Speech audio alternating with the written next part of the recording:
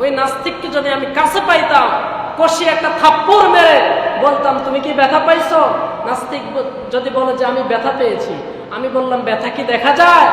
নাস্তিক তখন বলবে না, ব্যথা তো দেখা যায় না। তো বিশ্বাস করছো কেন? তুমি ব্যথা পাও না, আরেকটা মারো। ঠিক কিনা কথা? কিন্তু নাস্তিকগুলো আল্লাহকে বিশ্বাস করতে চায় না। নাস্তিকগুলো বলে দেয়ার ইজ নো গড, স্রষ্টা বলতে কেউ নাই। পড়েন নাউজুবিল্লাহ। কয় আনসিন ইজ নাথিং, যা দেখি না তা বিশ্বাস করি না। আল্লাহ পাক বলেন, ও আমার বান্দারা, কেমনে এমন কথা বলো? এমন কথা কেমনে বলো? চোখ দিলাম আমি, কান দিলাম আমি, জবান দিলাম আমি আল্লাহ রব্বুল আলামিনের সাথে এমন কথা তোমরা কেমনে বলো?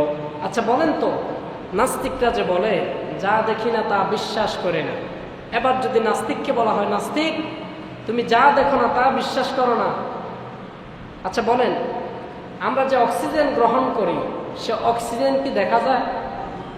দেখা যায়? তো অক্সিজেন বিশ্বাস করি কিনা? ওই নাস্তিকরা করে কিনা? অক্সিজেন ছাড়া কি বাঁচবে? বাঁচবে। ফুলের গ্রান, ফুলের গ্রান আছে না নাই? গোলাপের এক গ্রান, অন্য ফুলের আরেক গ্রান। এই ফুলের গ্রান কি দেখা যায়? দেখা যায় না, কিন্তু বিশ্বাস করি কিনা? বিশ্বাস করি। তো নাস্তিকরা বলে আনসিন ইজ নাথিং, যা দেখি না তা মানি না। এটা কেমন কথা বলেন? এজন্য আমরা নাস্তিকদের ছাড় দিব না। এই বাংলায় কোনো নাস্তিকের ঠাঁই হবে না। অনেক নাস্তিকের জন্ম হয়েছে যারা আমার নবীকে গালি দেয়। আসাদ নূর নামে একজন বড় নাস্তিক আমার নবীকে গালি দেয়, আমার নবীকে চরিত্রহীন বলে। পড়েন নাউজুবিল্লাহ। লিল্লাহি তাকবীর, লিল্লাহি তাকবীর, নারে তাকবীর, নারে রিসালাত। আল্লাহর নবীর অপমান সইবে না রে মুসলমান। আল্লাহর নবীর অপমান কোন মুসলমান সইবে না, সহ্য করতে পারবে না। কারণ আমরা নবীর উম্মত। আমরা কি?